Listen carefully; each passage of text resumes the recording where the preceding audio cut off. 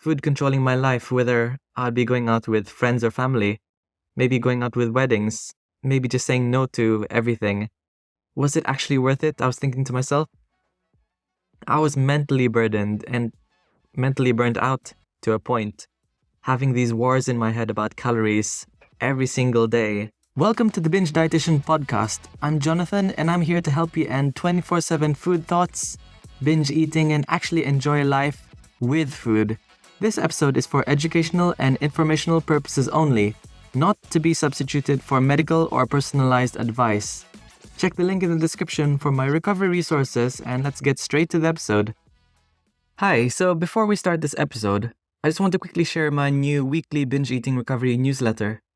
Sometimes we're only motivated to search for binge eating recovery tips and support only when we're at our lowest, most likely after a binge, but if you subscribe to the weekly newsletter, I'll share free binge eating recovery tips, mindfulness tips, any new podcast episodes and guests which you might find very helpful.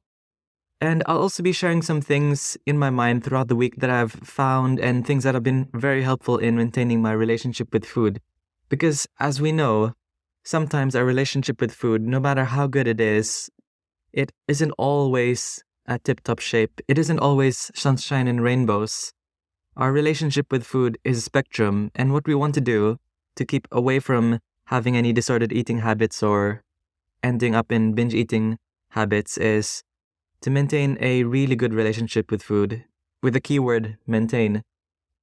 And it's something that we really need to constantly nurture. So head over to the link in the description of my podcast to access and join the free weekly binge eating recovery newsletter. So with that, let's get straight to the episode on how to unlearn calorie counting and to avoid seeing foods as numbers. So whilst most people in the fitness and health section encourage everyone to count calories to improve their health, it really is a slippery slope towards disordered eating, which most people don't really raise awareness about. Maybe you've been struggling with disordered eating for so long that you've finally put your foot down to start to unlearn how to stop calorie counting because it's actually being detrimental to your relationship with food. Maybe you see food as a number count. You see food and drinks as a number rather than an experience.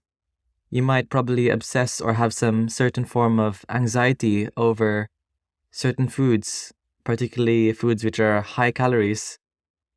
Especially since the introduction of mandatory calorie counts of food and drink, which are now placed in the UK. And if you're living outside the UK, I'm not sure if it's mandatory that some menus or restaurants have to include how many calories each meal and drink has. But here in the UK, it's now mandatory, which personally I feel would be particularly harmful to certain people's relationships with food. It will affect people negatively, especially people who are on the poorer side of their relationship with food, people with eating disorders.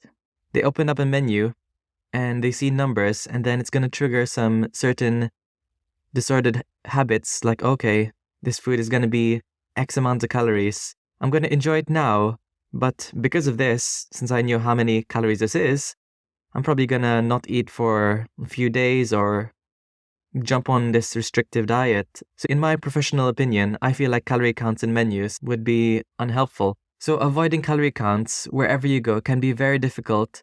And if you're probably listening to this episode, then you might have finally put your foot down and told yourself, okay, today's the day I'm going to stop counting calories and start chasing food freedom, gonna escape the rat race of 24/7 food thoughts, food anxiety, chasing only certain foods which are usually lower in calories, not being guilt-tripped to listen to an external reference of foods, but actually to listen to my body for once.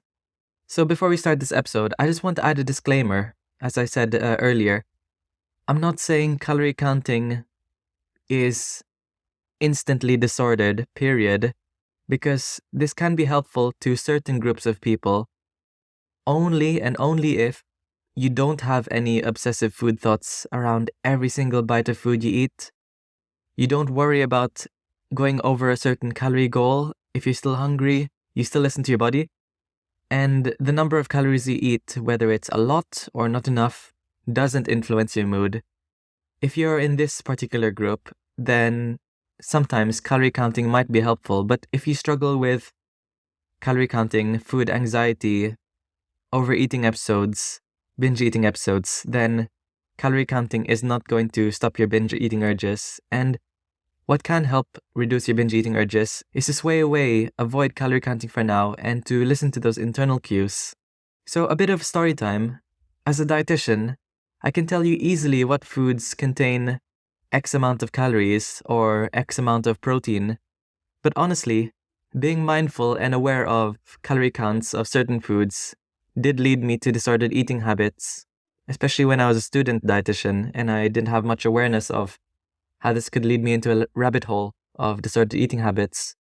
I'd remember back then when I was studying to be a dietitian, a student dietitian I was back then, I had set a calorie goal based on this calorie counting app to lean up to be ready for summertime, really, because oftentimes I'd love swimming, but there would often be times where I would plan my meals, have a certain amount of calories for breakfast, a certain amount of calories for lunch, okay, everything going to plan, and then out of nowhere, a friend invites me to his birthday party. Then that evening, all of a sudden, my heart would sink, knowing that, okay, I did my breakfast and lunch all according to plan, but this evening, I knew that if I wasn't going to stick to my plan, then my diet would be ruined that night because I couldn't expect what to eat. There might be crisps, pizzas, I don't know what meals would be given to me, I don't know what drinks would be given to me. This wouldn't be accounted into my plan. And this would happen so frequently, especially when I was studying in university, because there would be events where I would end up in guilt and shame afterwards, thinking to myself, Jonathan, why did you do that? But at least you went and celebrated a friend's birthday. And another part of me was thinking, Jonathan, you should have just said no in the first place because you're definitely going to go over your calorie limits. You only had X amount of calories left for this day to stick to your plan. So I had a clear plan to follow, but when life just came around, my goals were instantly sabotaged. I kept on wallowing in guilt and having a heavy heart. I had these conflicting thoughts thinking, well, is my true happiness found in looking good this summertime, finally achieving my goals, personal goals that I've set for myself, or is my true happiness achieved in celebrating in these moments with friends and families? It's a really conflicting thing, and either way, if I choose one or the other, I'm going to regret the other. If I celebrate now and enjoy my time now with friends and families and birthday parties, then summertime comes around, I'm definitely going to regret just looking at myself in the mirror and thinking to myself, Jonathan, you deserve this. You went to all of these parties, you didn't stick to the plan, and in a way, looking back at it now, it really was a disordered way of thinking.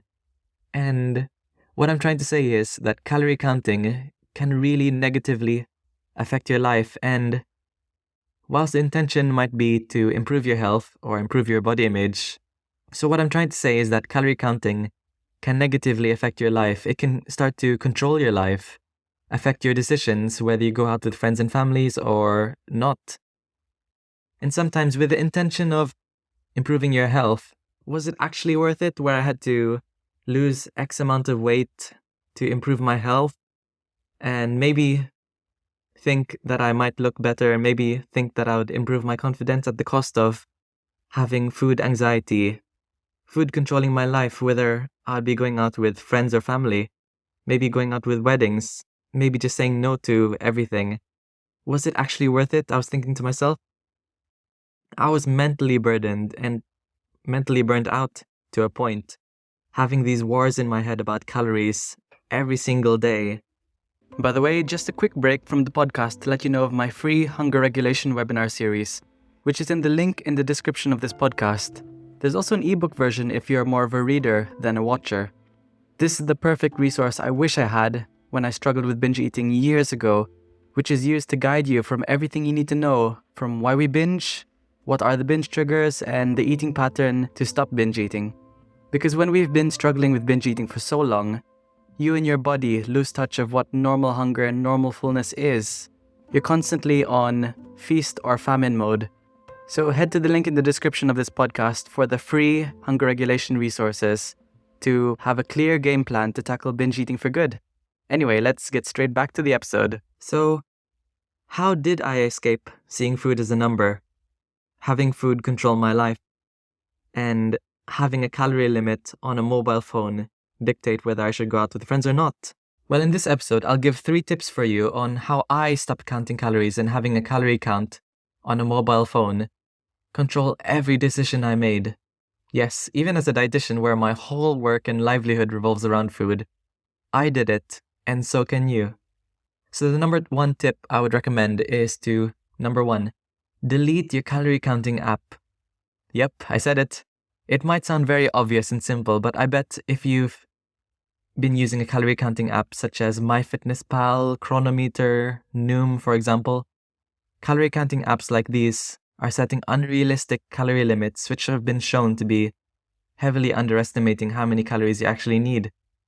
Also, you can set your own calorie limit based on how fast you want to lose weight, ranging from 0.5 kilograms to 2 kilograms a week, which is ridiculous because it doesn't really take into account your personal relationship with food, and faster doesn't mean better. If you're undereating, then it's gonna have lasting effects on your mental health, on your metabolism. Your metabolism is gonna slow down, you're gonna feel sleepy, lose focus. You might even to a point, if you continue undereating, have weaker bones, hair falling out, and you're just gonna constantly be obsessing around food if you undereat. Your food intake should not be a mathematical equation, especially if you struggle with binge eating. When binge eating is a symptom of deprivation, whether you're not eating enough or not having enough satisfaction throughout the day.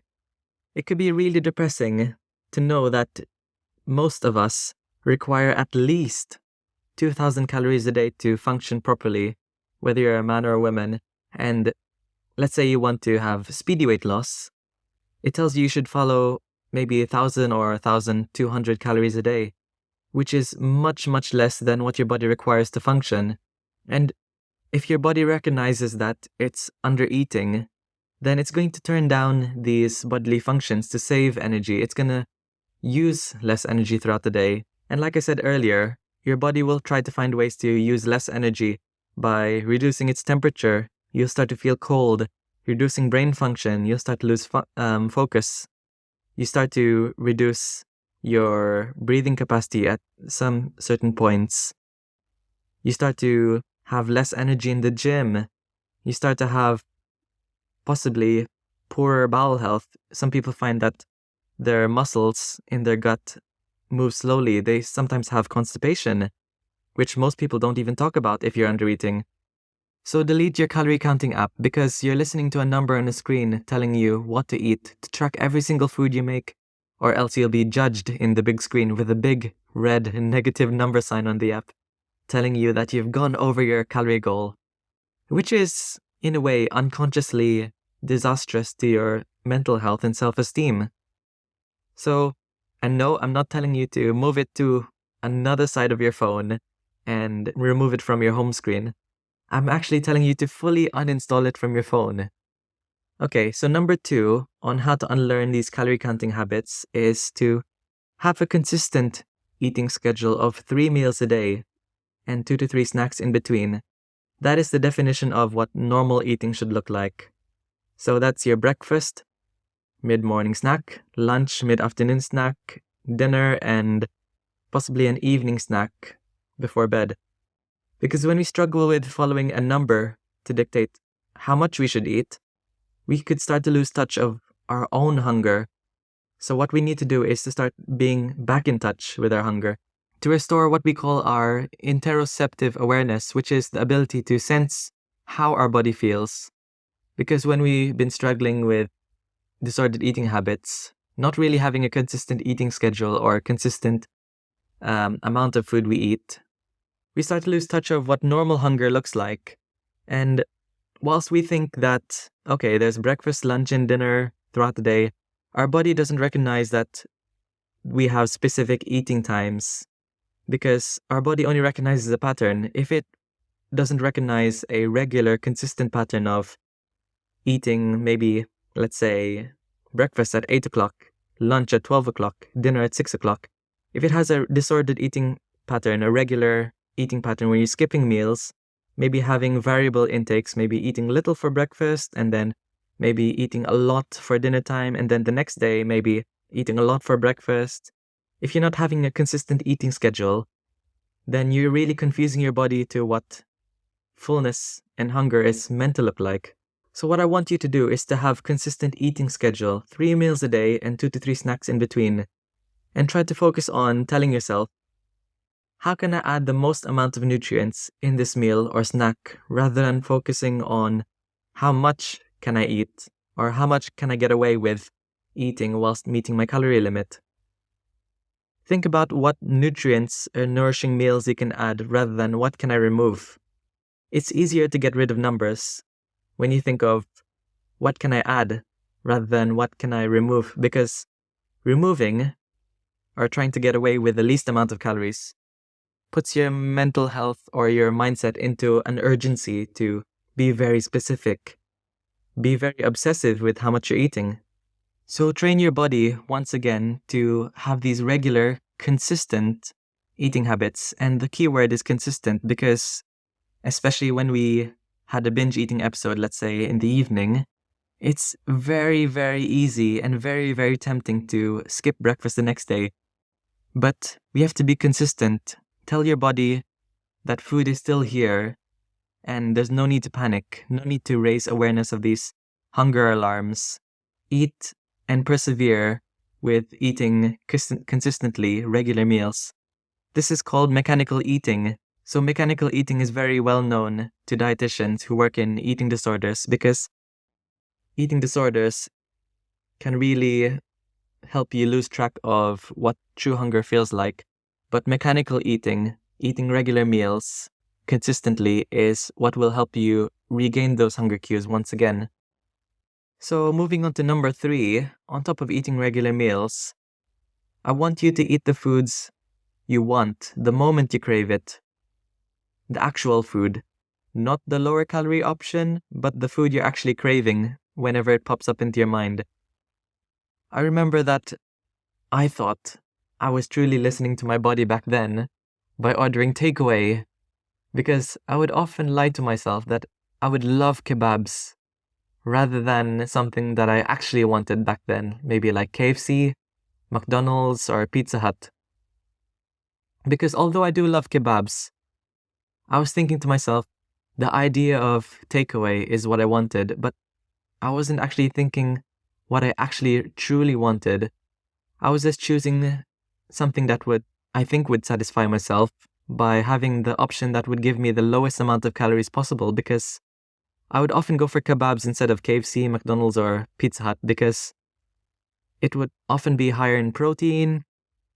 It would often have like a salad option, which you can have with the kebab, which would have onions, cabbage, lettuce, tomatoes. But in reality, deep down, I was desperate to have something I was actually craving, like a McDonald's. So unsurprisingly, the next day, I would order McDonald's later, because I had that craving that was unfulfilled, and it was creeping in my mind, thinking, well, it would have been better if I had McDonald's instead of this kebab. So I would often have these regrets of not listening to my true cravings. So another example could be that if you're craving for a piece of chocolate, you might be tempted to go for a banana, which in the health space, most people recommend. But if you're truly craving for that piece of chocolate, listen to your body and crave that psychological itch, shall I say, by eating that chocolate rather than a banana. Because if we're struggling with disordered eating habits, what we need to do is to listen to our cravings. At the moment, building a relationship with food first will come first rather than health, if that makes sense. Because whilst it's important to improve our physical health, we need to take action to improve our mental health first, our relationship with food. And at a micro level, these mini decisions and swaps, thinking, oh, should I have a banana instead of what I'm actually craving, we're actually ignoring our internal cravings for hunger. We're ignoring our interoceptive awareness, as we mentioned earlier, which is the ability to read, recognize, and respond to our internal body cues. And if you think about it from a health aspect, sure, you might have the banana, but if you're not listening to your cravings during the moment for that little piece of chocolate, you're going to have a massive binge session on chocolate. So have that craving right now, and then get it rid out of your thoughts. And then you won't be burdened by these food thoughts. And at a micro level, listen to your cravings regularly to get them rid out of your food thoughts. And these forbidden foods will just turn into neutral foods. And it's also important to mention that you might find yourself eating a bit more after you start finding out, okay, I'm going to listen to my body cues, but this is normal because where you are at the moment, your body is at a deprived state. It's at a hungry state. It still thinks that there's a famine. So once you start to listen to your hunger cues and eat regularly, mechanical eating, listening to your cravings, you'll start to slowly get in touch with your interoceptive awareness, listening to your internal cues. And then you will comfortably sit at a comfortable body weight. Once we're there, our body doesn't like to change, so it will often sit at a comfortable body weight where you're at this point where you're enjoying life with friends and family, not obsessing over what you can or cannot eat, rather than listening to an inaccurate generated calorie count on a mobile app because it said so. So there was a lot of information in this episode, but in summary, here are 3 ways to encourage you to unlearn counting calories and seeing food as a number. Number 1, delete your calorie counting app, whether it's MyFitnessPal, Chronometer, Noom, or something else. Make sure you uninstall it from your phone. Don't just try to move it or remove it from your home screen. Uninstall it. Studies show that we check our phones 150 times a day at an average. Maybe a tiny bit less, but maybe a bit more. But 150 times throughout the day, you're being reminded of your calorie count, your calorie limit, which triggers your brain to start feeling concerned about how much you're eating, feeling nervous, feeling guilty. Number 2, start eating regularly and consistently. This is your 3 meals a day with 2 to 3 snacks in between. So this is your breakfast, mid-morning snack, lunch, mid-afternoon snack, and dinner, and possibly an evening snack. This is called mechanical eating. Eating consistently and regularly. This is to retrain your body to listen to its internal cues, to your body, to your brain, to your cravings, rather than listening to what an external cue is telling you, such as a calorie counting app, and trying to ignore these internal cues. Make these meals delicious, filling, and satisfying. And number 3, make sure you go for the foods you actually crave. Not a similar replacement, not a swap, not a healthy swap. We're putting our mental health first, so if you're craving for a chocolate bar piece, don't ignore it and go for a banana instead. Go for the chocolate instead, because if you're going to ignore it and have something else to swap, then later on you're going to find yourself having food thoughts about that chocolate, probably unconsciously also, and then you're going to be having a binge session because you had this internal craving that you haven't been listening to psychologically. So have that craving, and then the craving will disappear, and then you can move on with your day. So you'll find in this episode, most of this focus is about listening to what you want, your internal cues, what your body wants, not what an external cue is telling you, such as a mobile app or a calorie count. If you listen and follow to what you want, you'll start to recognize and be more mindful of the food you're eating, how they taste, how they make you feel, how satisfied and filling they make you, maybe what memories do you associate the food with. And from there on, food will be an exciting moment. It won't be something that would be anxious or ruin your goals. It's all about just these memories, these tastes. That's what food is meant to be about. So if you really enjoyed this episode, then I would really appreciate it if you rated this podcast well. And if you do have a calorie counting app, I just want to say, uninstall it right now after listening to this podcast episode. So, thank you once again, and I'll see you in the next episode. Struggling with binge eating? Gain access to my exclusive, self-paced binge eating freedom course, found in the link in the description of this podcast.